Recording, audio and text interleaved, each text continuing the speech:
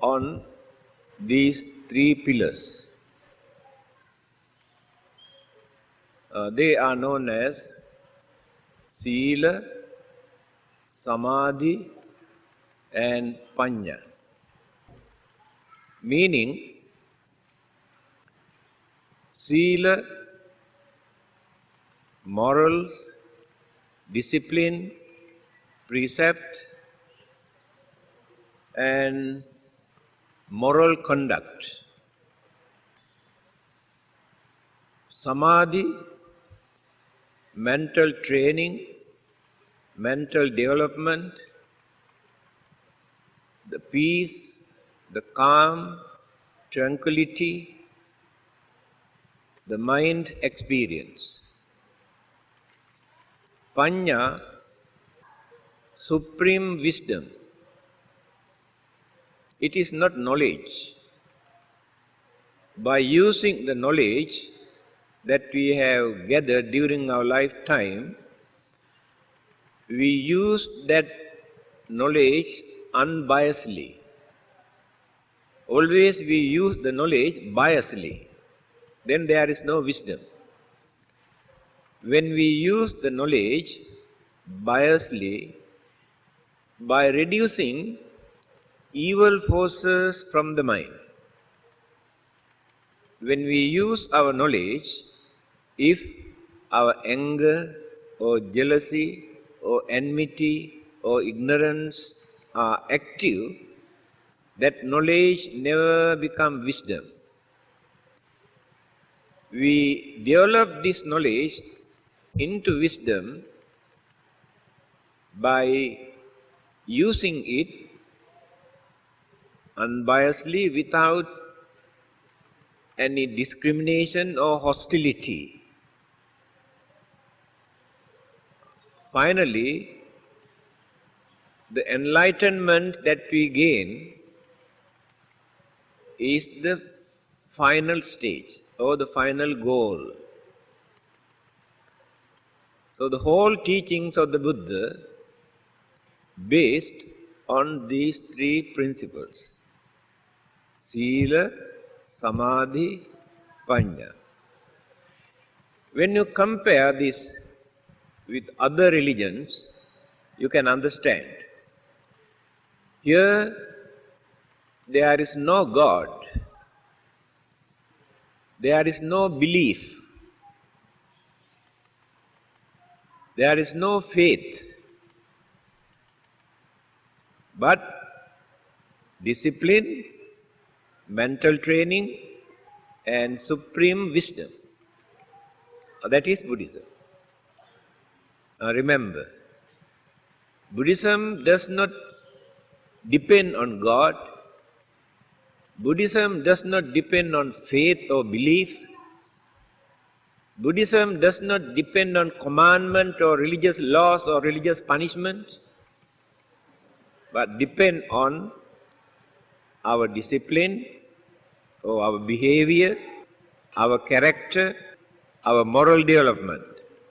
After that, the way how we cultivate, develop, train our mind to maintain our human dignity, to give due credit to our human intelligence, and to make use of this human life in proper manner.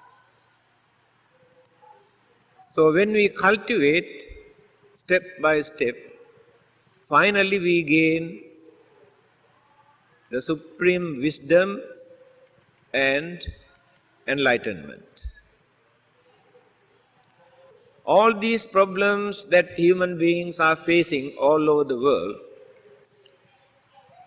are due to lack of understanding of our duties, responsibilities, obligations, and the human values. Actually, we have not realized the real human values. According to the Buddha, amongst those 31 groups of living beings all over the universe, human beings belong to one group. The Buddha says human intelligence is far superior to all the other living beings because many others cannot understand everything. Some living beings use only their instinctive power for their survival and little bit of pleasure. Many others use the worldly power that they gained through the influence of the merit that they have accumulated during their previous birth. They are devas, brahmas, or some other supernatural living being. But that intelligence is not there. Take for instance, other living beings cannot understand what will happen to them after their death. Only human beings can do that. So our intelligence is there. Other living beings cannot prepare for their next life, but human beings can do that. This is the development of the human mind. When other living beings suffer, they cannot understand why they suffer.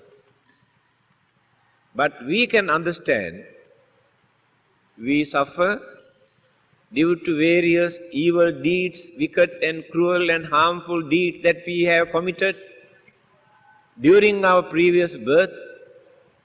So we are facing the consequences. By realizing this, we try to cultivate, we try to develop our life not to suffer again. Others have no such idea. Again, when we experience very pleasant, very fortunate, very contented life, while others are suffering, facing enormous problems and troubles and miseries and sufferings, then we have a mind to understand we are leading a fortunate life while others are suffering because we have done some meritorious deeds during our previous birth before we come to this life. So we are experiencing the good effect or the good result for the good deeds that we have done. Without wasting and spending the merit that we have accumulated, it is our duty to prepare for the next life also. Only human beings can do that. Now you can understand the human values depend on our understanding or realization, the nature of our life. Again, we have sense of reasoning. Others have no sense of reasoning. We can understand these things are wrong, these things are bad, these things are immoral, these things are moral, these things are useful, these things are useless. That is called sense of reasoning. But others cannot reason out in that way because many of them have only instinct for their survival or little bit of pleasure. So human beings are only living beings in this world who can gain the highest or the supreme wisdom, that is enlightenment. A Deva or Brahma or any other supernatural living beings also cannot gain that enlightenment. That means becoming a Buddha. Only human can do that. That is called the development of the human mind. But this development never takes place simply developing our faith and belief and worshipping and praying and offerings. But we had to go beyond that. Because these practices are very common amongst the followers of so many religions. The Buddha did not acknowledge many of those practices as very important religious practices for our development, for gaining wisdom, or the purifications of the mind. Therefore, he has introduced this method by using these three words: Sila, Samadhi, Panya. Just now I mentioned Sila means discipline. The method that we practice in order to train our mind. Because our minds are very stubborn. Therefore, we have to train. If we do not train the mind, we misuse, abuse our intelligence and use for destructive purpose. Therefore, human beings can become the most dangerous living beings in this universe. Take, for instance, by using their intelligence, they have discovered atom. By thinking, they can use this energy for constructive purpose for the development of human being. In the end, what happened? By using that energy, they produce nuclear weapons, atom bomb, to destroy the whole world. Amount of nuclear weapons they have produced up to this date, if dumped and collected together and blast at once, not only this world, even the sun and the moons and some other galaxies also will be affected. But everything is done by the human mind. Many more things they will discover in time to come by using that intelligence. If that intelligence is not guided, not trained according to a religious principle, then human beings completely destroy the whole world. That is why religion is important. Intelligence, knowledge, without religious principle can become very dangerous mental energy. On the other hand, human beings are the only living beings who have a religion. Others do not know anything about religion. Also discovered by the human mind. Religion is not given by the God. Religious principles are not given by the God. By using that human intelligence. They developed humanism. Later, they introduced these principles, humane qualities and virtues, and also incorporated or invited God also to come and occupy, also done by the human mind.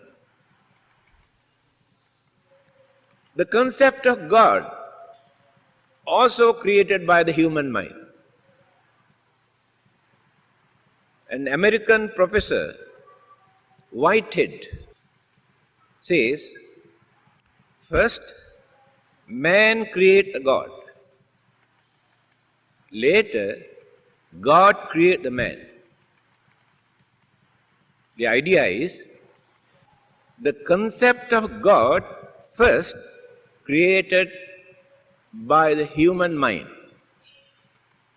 After that, they developed this concept and personified, transformed into a figure, also done by the human mind. Then they also introduced that figure, that God creates everything.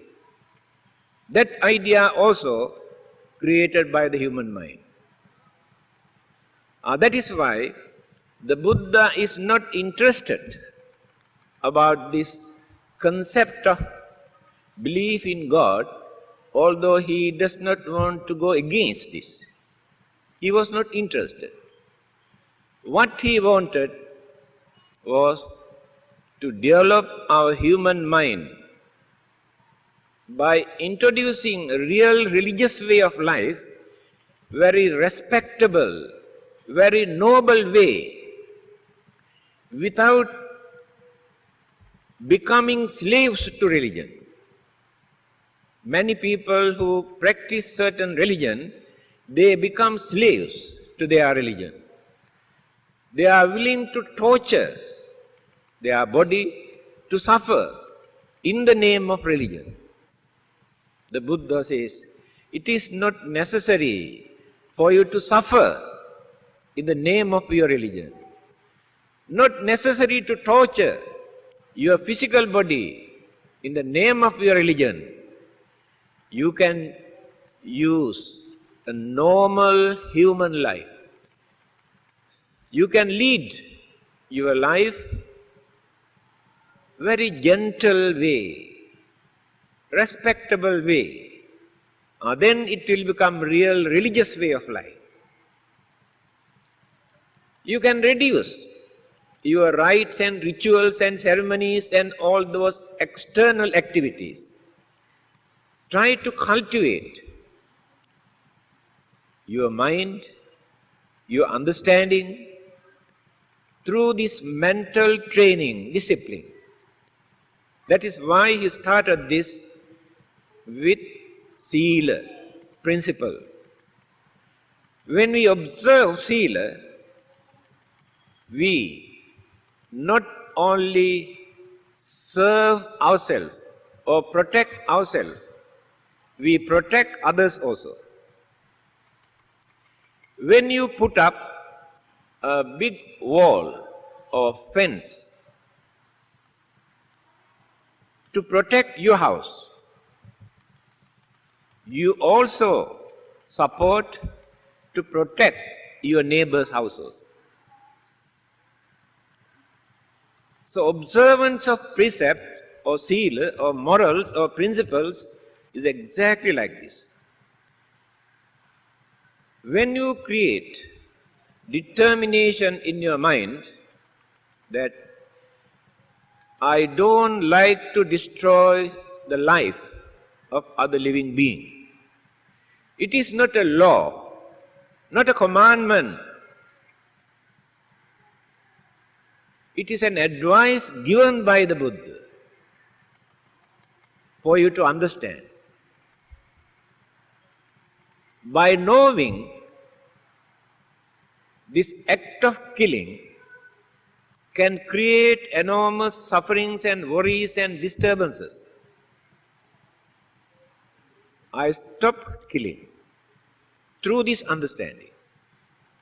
Not because of the fear of the punishment, not because of God, by knowing that it is wrong.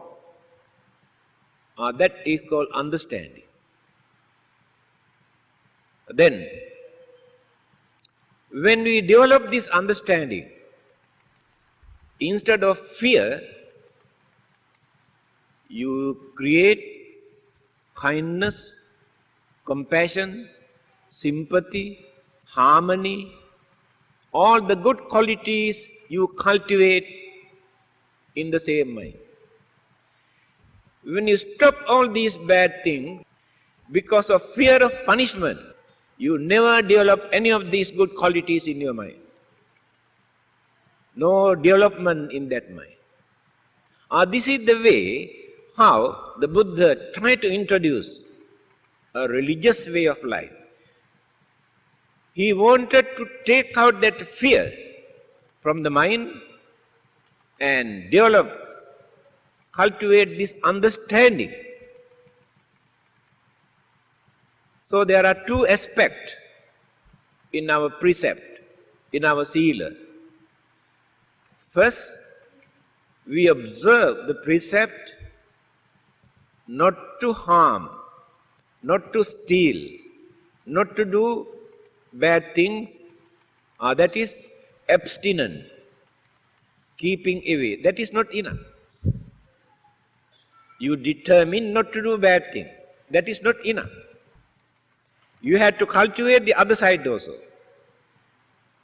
So sila divided into two, charitra and varitra. Varitra means keeping away.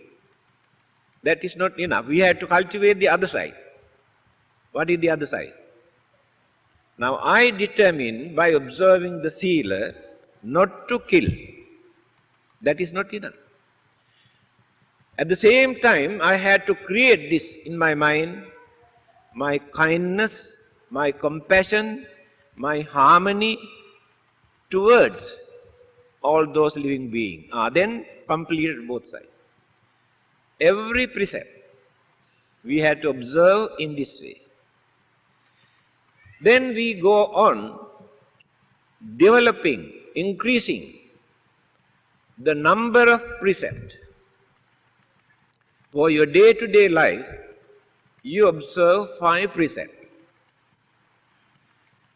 Because you cannot go beyond that, you have so many commitments, responsibilities, obligations, and duties. In spite of all these things, it is not so easy for you to become so religious. There must be a limit.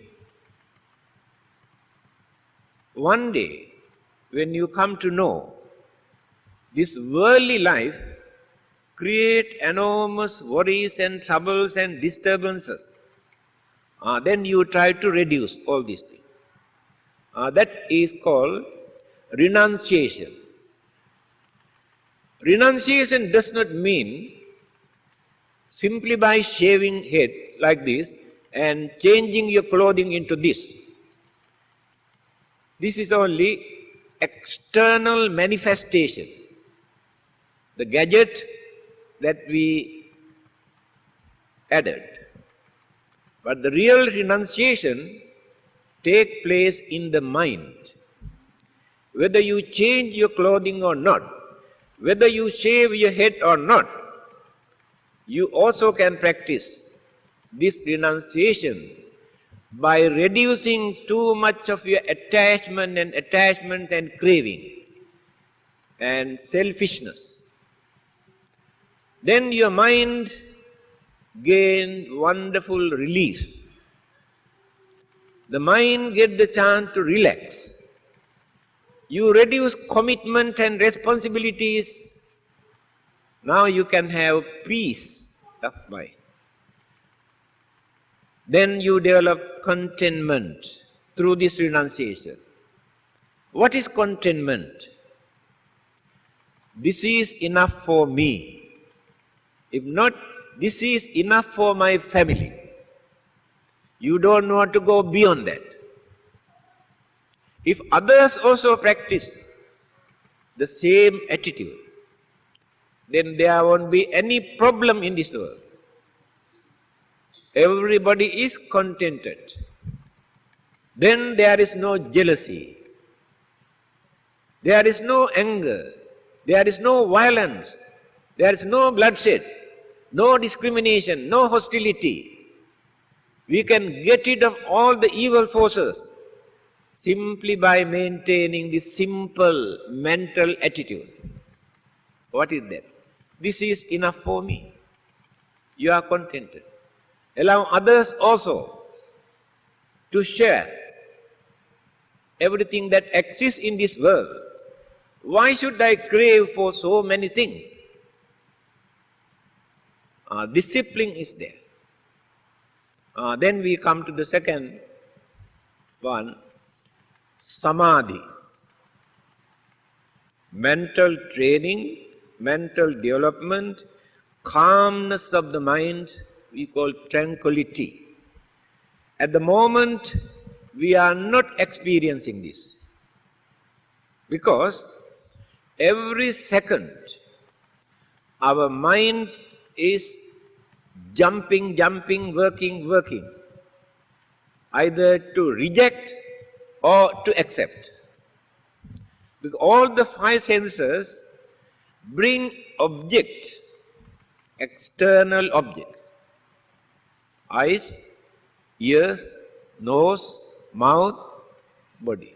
And the mental image. 6 senses, 6 channels bring objects into the mind. Poor mind had to struggle either to accept or to reject, must decide. And this is a real mental torture. That is why it is difficult for us to maintain calmness, peace, satisfaction in our mind because of this battle. To avoid this problem, what we do, we fix our mind only on one particular point, without allowing all the 5 senses to bring object into the mind. We stop all these things. Then fix the mind. Senses take the energy, mental energy, and use. Eyes, ear, nose, mouth, body, use the mental energy.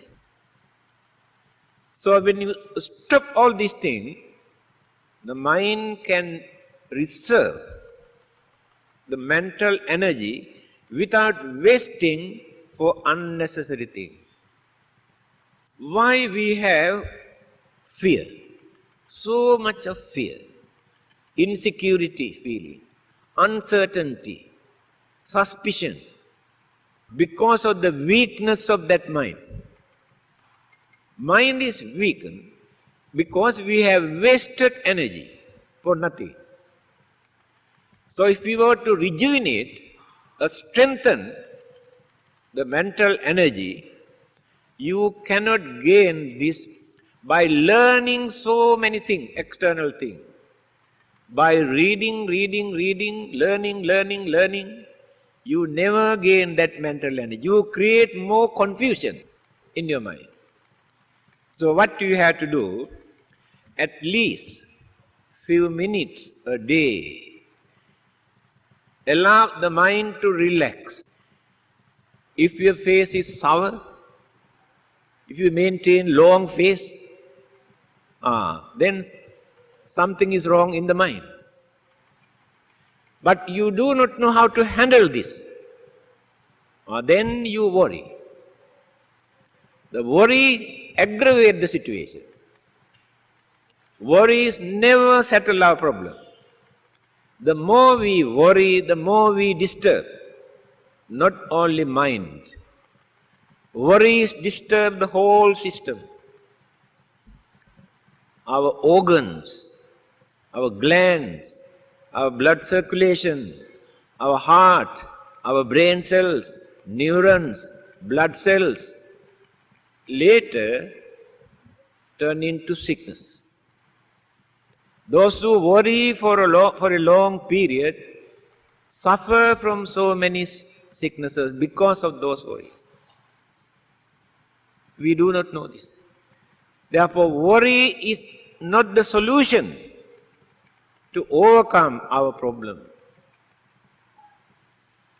If we have cultivated this mind, we do not face this problem such as worry, because that a strengthened mind gives the solution. So when we are in trouble, we don't know what to do. We go and pray and worship and here and there. Again we go and discuss with astrologers and what you call mediums.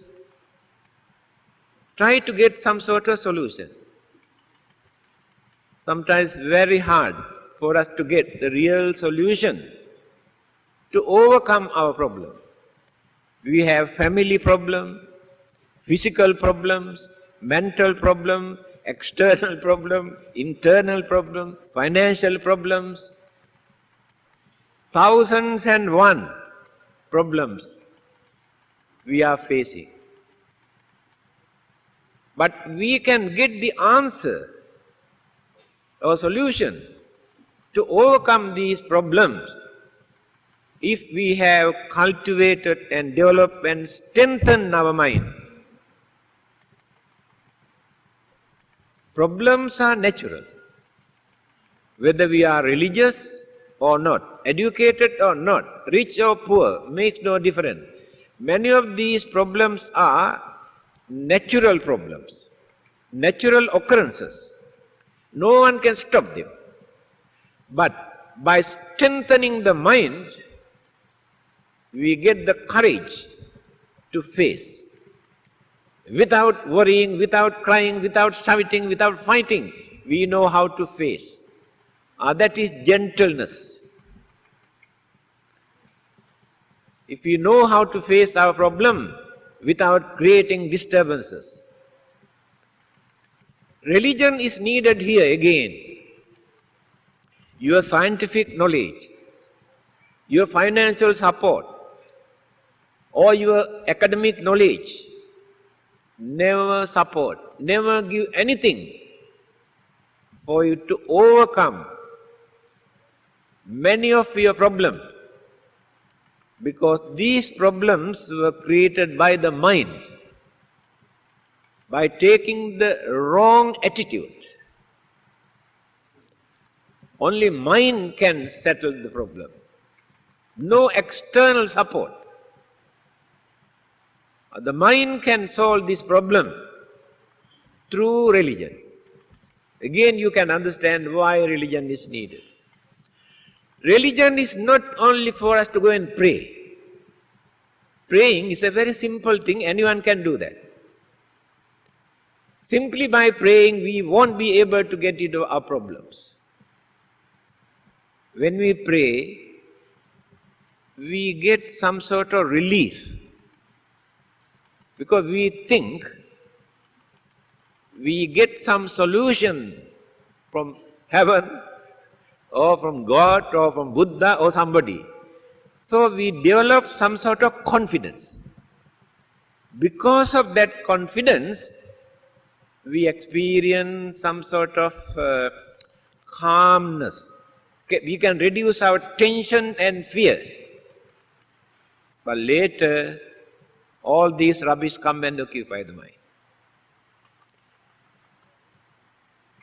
But when we try to overcome our problem through our understanding, not by praying, through our understanding, then we try to find out what is the cause of our problem. We try to overcome our problem without investigating to find out what is the cause of this problem. Naturally, we blame others for all our problems. That is our nature. Sometimes we have created, we are responsible for this problem. The thing that we have done, certain thing that we have said, might have created a cause of this problem. But we are not ready to admit that we are also responsible for this problem. If we can become humble to admit our own weakness, our own mistake, then we tamed our mind to accept. 75% of the tension and the fear and worry you can reduce by adopting this method. Because you admitted your own weaknesses and you knew that you are also responsible for this, then anger, jealousy, suspicion disappear from your mind. Therefore, there must be a practical way, practical method for us to use when there are problems without shouting, quarreling, blaming, accusing, creating suspicion in the mind. We are not perfect. We also make mistakes. Everybody make mistake. Then why not we admit, or we also make mistake, then reduce. We don't create enmity or suspicion. This is the nature of the mind. To avoid all these things, the mental training, development, discipline, as I mentioned just now, without becoming slaves to external object through the senses, stop all these things for the time being. Close the doors. Allow the mind to relax. Then concentrate. Focus. One-pointedness. Half an hour. When you get up, you feel physically, mentally, very big relief. Because during that period, you have strengthened your energy, mental energy. When mental energy is developed, that reflects to our physical body, especially toward the brain, then we feel very normal. But we have neglected the most important aspect in our religion. We waste our time for unnecessary things in the name of religion. The Buddha did not encourage people to do all these things. You can practice the teachings of the Buddha without spending single cent. Reduce your anger, reduce your jealousy, reduce your hostility, reduce your discrimination, develop your kindness and understanding. Not necessary to spend even 1 cent. By spending millions of dollars, you cannot gain the good result that you gain by diverting your mind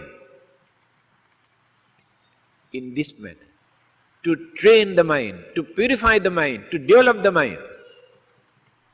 By spending money for religion and religious activities, you may create more craving in your mind. Through the influence of the merit that I gain by contributing for this project, may I get the chance to go to heaven and enjoy my life. Are you not increasing your craving? That is not the religion the Buddha introduced. Whenever you give something, the Buddha says, you have to think in this way. I am giving away, I am contributing to reduce my selfishness, reduce my craving, reduce my jealousy, reduce my anger. That is the purpose of giving. Not to multiply and go and enjoy, then you increase again worldly suffering. So Buddhism was misinterpreted. This is the second stage. What sort of happiness, calmness, satisfaction, peace that we can experience by training this mind. That is the second stage. After doing, when you have completed these two stages, then the pure mind, the mind that we developed through those practices, very easily can realize, easily can understand, because the mind is not deluded, clouded, misled, not blindfolded. Mind is clear. The lens of the mind is clean, can see things clearly. Then we can understand, actually this is right and this is wrong. Others cannot blindfold you, mislead you, because you have developed clear understanding in your mind. After gaining enlightenment, the Buddha said, Aloko udapadi. Now, brightness arose, appeared in my mind. What is that brightness? Because our minds are in the dark now. There is no brightness in our mind. There are so many dark clouds in our mind. So the mind is covered. So mind is in the dark. But after gaining enlightenment, he said, Aloko udapadi. Brightness arose in my mind. That me can see everything in proper perspective by using that analytical knowledge. So, we always take wrong identity because the mind is in the dark. So, supreme wisdom, understanding, we cannot gain without practicing, developing religious principles, without training the mind. At once we cannot jump to gain wisdom, enlightenment, salvation or Nibbana. Step by step we had to develop. By neglecting precepts, principles, we cannot train the mind. Without training the mind, we cannot gain wisdom, enlightenment. All are interrelated.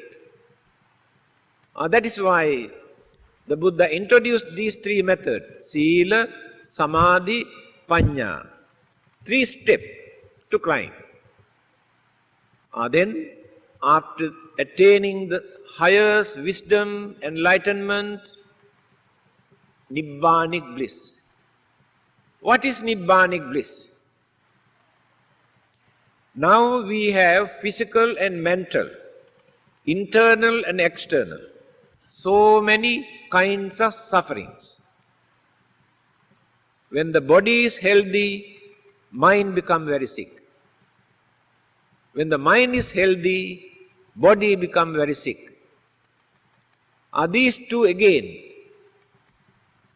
there will be a lot of friction, clashes, disagreement, the mind and the body. Then the life suffer in between. There are 3 things here. Body, the mind and the life. 3 things. When the body and the mind fight, the life in between suffers. Mind is related to the life, life is related to the mind. The body gives the shelter for the mind and the life. No one can see the life. No one can see the mind. You can see only body. But body is supporting, giving shelter for them to function. So the attainment of Nibbanic bliss means when that life is completely free from this friction. No clashes, no friction. Then final salvation we experience when we are free from sufferings, pain, worries, unhappiness, unsatisfactoriness, disturbances, fear. Whatever we have, every day we are facing these problems. No one is free. So therefore, we cannot experience Nibbanic bliss by keeping all these problems and disturbances in our life. So by unloading, reducing, then we climb to the peak of our life. After this enlightenment, Nibbanic bliss, life will be free from birth, from sicknesses, from old age, from death, from worries and responsibilities. That is called Nibbanic bliss. That is the aim of Buddhism. Thank you very much. Blessings to all of you. Bhavatu sabba mangalang rakkhantu sabba devata sabba buddhanubhavena sada sutti bhavantu te bhavatu sabba mangalang rakkhantu sabba devata sabba dhammanubhavena sada sutti bhavantu te bhavatu sabba mangalang rakkhantu sabba devata sabba sanghanubhavena sada sutti bhavantu te.